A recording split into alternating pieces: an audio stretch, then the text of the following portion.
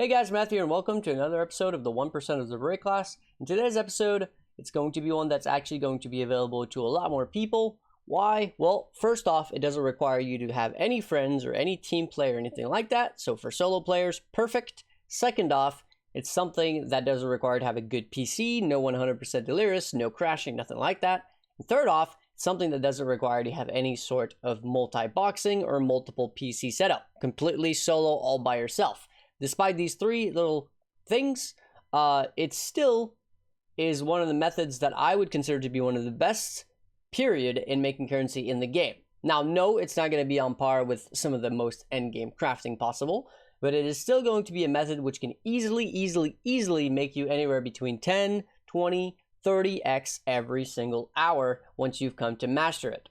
Now, there is a little bit of a con to this method though, and it is the following. As you can see, this build, or this method, pretty much, can be very, hard on your eyes, but also how you actually play the game. But I digress. I'm talking about lab running. Now, lab running would have never made it part of my, even top 5 methods of making currency realistically if it wasn't for 2 leagues ago when they actually introduced the Gift of the Goddess. Now, the Gift of the Goddess actually allows you to run the lab one time, but instead of getting 1 enchant, you get 7. Not only 7, you can actually get even more with Twice Enchanted, adding an additional 1, and even Twice Blessed, which is a Dark Shrine in lab, which can give you another one, for a total of 9 enchants.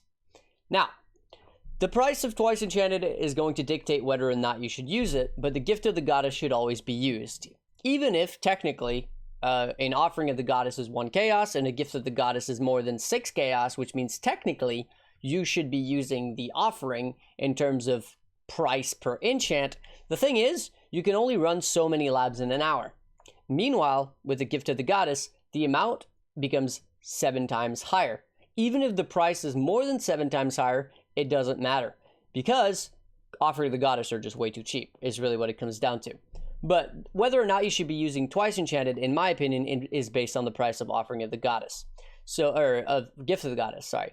So if Gift of the Goddess is 30 chaos and Twice Enchanted is 10 chaos in bulk, I would say it's probably not worth it.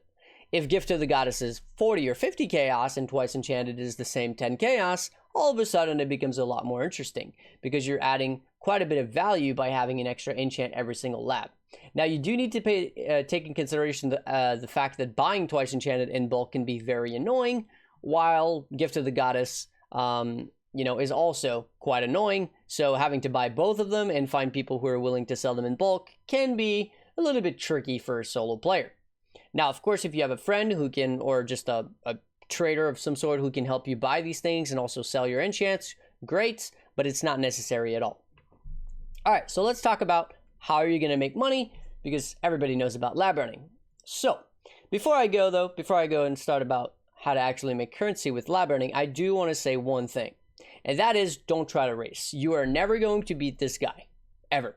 His name is You Wish You Were This Fast, and realistically, you wish you were this fast, but you're never going to be that fast, because chances are, unlike him, you're not cheating. Now, I'm not going to go too much in detail about this, but just don't try to race. You're probably going to, 1, burn yourself out, and 2, just start hate lab running and obsess over it, and eventually you're just not going to do it anymore because you're just going to try to race him. So don't try to race him, try to race yourself, and look at how much money you're making. Don't look at him. All right, so let's talk about how do you actually make money through labbing. Well, I made a little bit of a spreadsheet. Link is going to be in the description as always. So you'll be able to get all the information required. But what I want to focus on basically is what to enchant and why. So there's 2 different ways of making money in lab.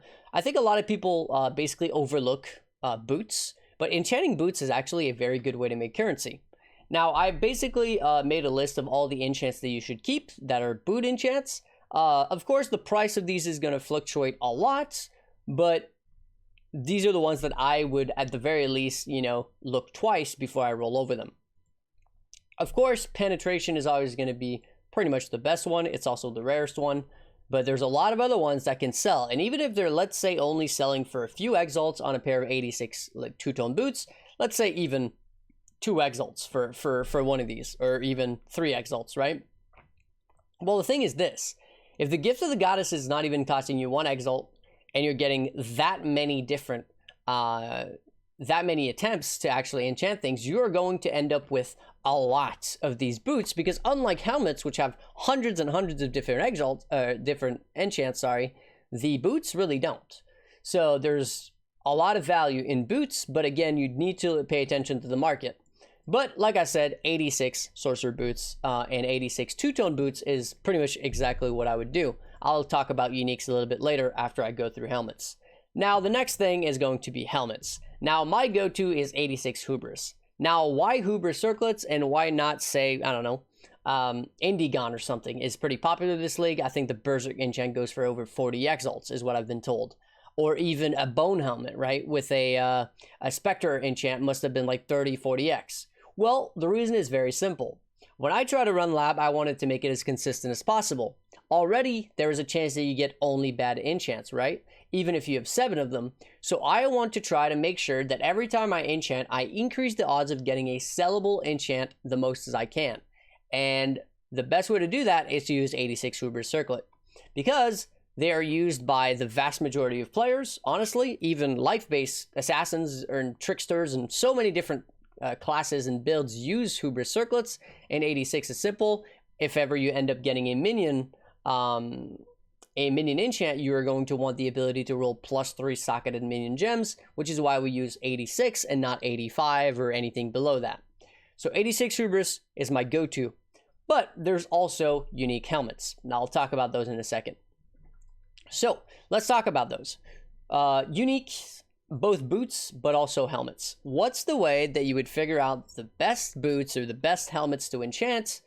Well, it's all going to be based on the meta, right?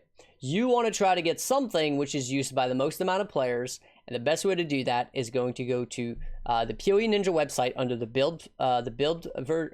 section, and under items here, there's a little bit of a drop list on where it says all, and you can actually choose, say, boots or helmet. So what this allows you to do is see what are the most used unique boots or helmets that people are using to try to then enchant those to try to maximize the ability to get a sellable pair of boots. So for example, Combs Roots, Doriani's Delusion, Syntrex, etc., etc.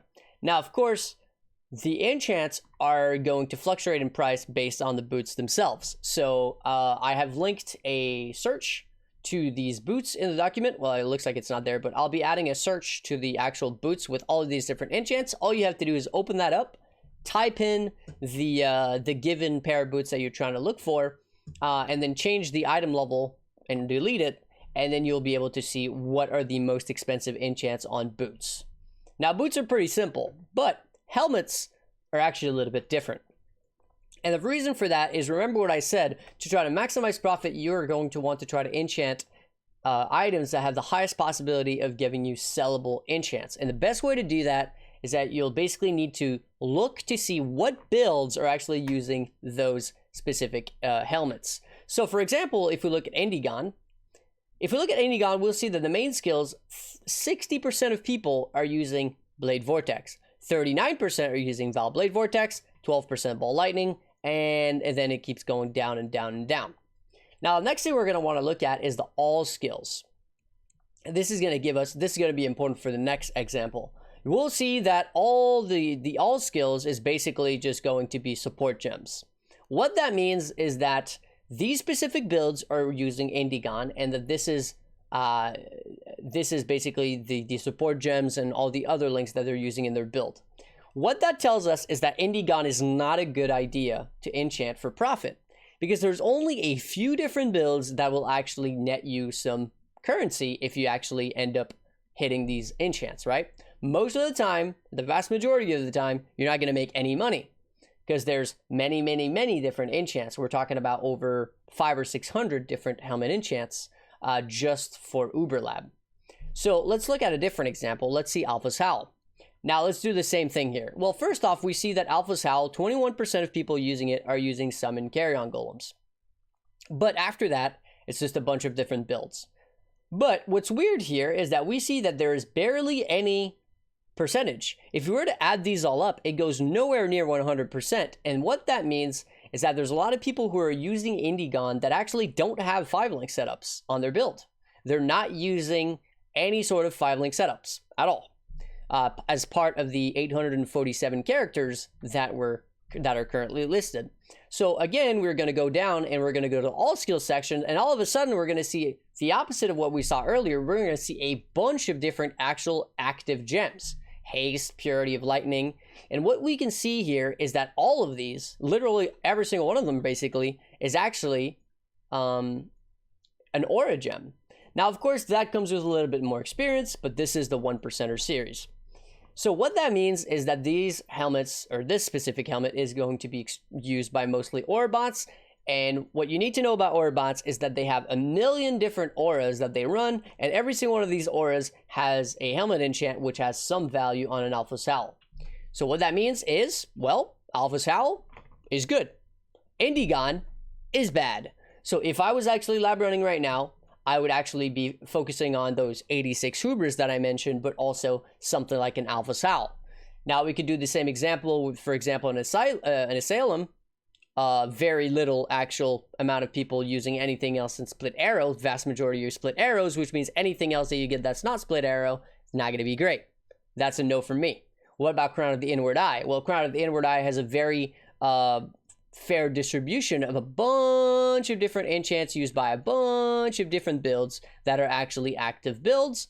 And if we go down, we'll see that all of these are actually, active builds. Therefore, there's a lot of different people who are going to be wanting an enchant on their Crown of the Inward Eye. So, Crown of Inward Eye is a yes from me.